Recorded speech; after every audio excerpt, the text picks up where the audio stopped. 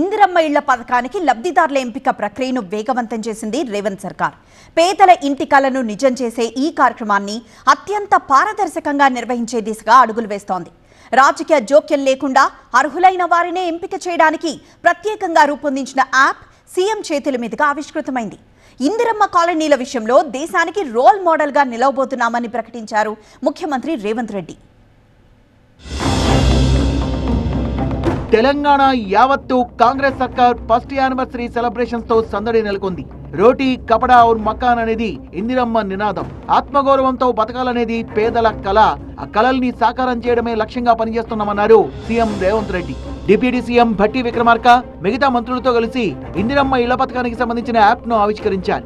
10,000తో ప్రారంభమైన ఇందిరమ్మ ఇళ్ల పథకం ఇప్పుడు 5 లక్షలకు చేరుకుందని గుర్తు చేశారు. తొలి దశలో 4.5 లక్షల ఇళ్ల నిర్మాణానికి పరిపాలనా అనుమతులు ఇచ్చామన్నారు. గుడిలేని ఊరు ఉండొచ్చేమో కానీ ఇందిరమ్మ కాలనీ లేని ఊరు ఈ దేశంలోనే లేదు అని నేను గర్వంగా చెప్పగలను. ఎంత మారుమూల ప్రాంతానికి వెళ్ళినా చిత్తడువుల్లో నివసించే ఆదివాసీలకు కూడా ఇందిరమ్మ కాలనీలను ఇందిరమ్మ ఇళ్ల పట్టాలు ఇచ్చి వాళ్ళ ఆత్మ గౌరవాన్ని నిలబెట్టి వాళ్ళు సొంత ఇంటి కళను నెరవేర్చే విధంగా ఇండ్లు కట్టుకోవడానికి అన్ని రకాలుగా నాకు తెలిసి 10,000 రూపాయలతో మొదలుపెట్టి మొదట్లో 4 తాటాకులు 10 వెదర్ బంగులు 4,000 రూపాయల నగదుతో మొదలైన ఇందిరమ్మ ఇల్లు కాలక్రమేణా రాజశేఖర రెడ్డి గారు వచ్చే వరకు 1,25,000కు పెరుగుకుంటూ వచ్చింది. ఈరోజు ప్రజాప్రభుత్వం కాంగ్రెస్ పార్టీ అధికారంలోకి వచ్చిన తర్వాత 5 లక్షల రూపాయలకు పెంచడం జరిగింది.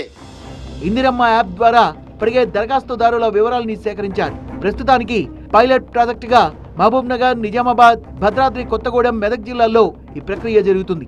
ఆ తర్వాత రాష్ట్ర వ్యాప్తంగా అమల్లోకి వస్తుంది. ప్రతి ఇల్లు కనీసం 400 చదరపడుగుల విస్తీర్ణంలో ఉండేలా వంటగది, టాయిలెట్ వంటి అవసరమైన సౌకర్యాలతో ఇందిరమ్మ ఇళ్లు నిర్మిస్తారు. లబ్ధిదారుల బ్యాంక్ ఖాతాల్లో ఒక్క ఇంటికి 5 లక్షల రూపాయలు నేరుగా జమ చేస్తారు. మహిళల పేరు మీదే ఇళ్లు మంజూరు చేయడం ఈ పథకం ప్రత్యేకత. మొదటి దశలో రాష్ట్ర వ్యాప్తంగా ప్రతి నియోజకవర్గానికి 3,500 నుంచి 4,000 ఇళ్లు నిర్మించాలన్నది ప్రభుత్వం లక్ష్యం. మొదటి విడతలో సొంత నివాస స్థలాలున్న వారికి ఇళ్లు ఇస్తారు. రెండో దశలో ప్రభుత్వమే స్థలం సమకూర్చి ఇళ్ల నిర్మాణం చేపడుతుంది. ప్రతి మండల కేంద్రంలో ఒక మోడల్ హౌస్ కట్టడానికి అనుమతి ఇస్తున్నాం. ఎందుకంటే ఏ విధంగా కట్టుకోవచ్చు, ఒక మోడల్ హౌస్ ప్రతి మండల కేంద్రంలో కడితే పేదలు వచ్చి ఆ మోడల్ హౌస్ను చూసుకున్నారనుకో, ఎందుకంటే వాళ్ళకి స్వేచ్ఛ ఇచ్చిన వాళ్ళు కట్టుకోవడానికి. అదే సందర్భంలో మండల కేంద్రంలో ఒక మోడల్ హౌస్ కడతాం, ఇందిరమ్మ మోడల్ హౌస్. ఈ నెల 7, 8, 9 తేదీల్లో ప్రజాపాలన ఉత్సవాల ముగింపు వైభవంగా ఉండబోతోందన్న సీఎం రేవంత్ రెడ్డి సచివాలయ ప్రాంగణం, నెక్లెస్ రోడ్ లో జరిగే వేడుకలతో ఆ 3 రోజులు పండుగ వాతావరణం ఉంటుందన్నారు. ఉత్సవాలకు విపక్ష నేతల్ని ఆహ్వానిస్తామన్నారు. కల్వకుంట్ల చంద్రశేఖరరావు గారు సమయం తీసుకొని ప్రధాన ప్రతిపక్ష నాయకుడు, అదేవిధంగా భారతీయ జనతా పార్టీ అధ్యక్షుడు, కేంద్ర మంత్రి కిషన్ రెడ్డి గారికి, బండి సంజయ్ గారికి, ప్రత్యేకంగా పొన్నం ప్రభాకర్ గారే ప్రోటోకాల్ ఇన్ఛార్జ్ కింద మినిస్టర్గా వారు వెళ్ళి వారికి ప్రత్యేకంగా ఆహ్వాన లేఖలు అందించి ఈ కార్యక్రమంలో పాల్గొని, ఎందుకంటే ఈ పండుగ అందరి పండుగ, ఇది ఒక కాంగ్రెస్ పార్టీదో ఇంకోరిదో కాదు. మొత్తానికి రేవంత్ సర్కార్ తొలి ఏడాది విజయోత్సవాలు పీక్స్ కి చేరుకున్నాయి. రాష్ట్ర వ్యాప్తంగా కాంగ్రెస్ శ్రేణుల్లో సెలబ్రేషన్ మూడ్ కనిపిస్తోంది. 9వ తేదీ నాటికి ఢిల్లీ పెద్దల సమక్షంలో ఈ సంబరాలు అంబరాన్ని అంటుతాయంటోంది హస్తం పార్టీ.